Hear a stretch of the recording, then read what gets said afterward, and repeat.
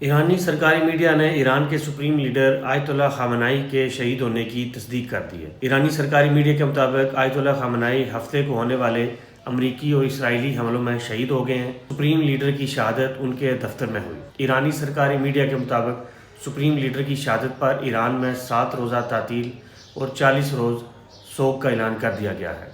آیت اللہ خامنائی 1989 سے ایران کے سپریم لیڈر تھے۔ وہ آیت اللہ خمینی کے انتقال کے بعد ان کے جانشین بنے تھے۔ ایرانی سرکاری میڈیا نے اسرائیل اور امریکی حملوں میں سپریم لیڈر خامنائی کی بیٹی اور نواسے کی شہادت کی بھی تصدیق کر دی ہے۔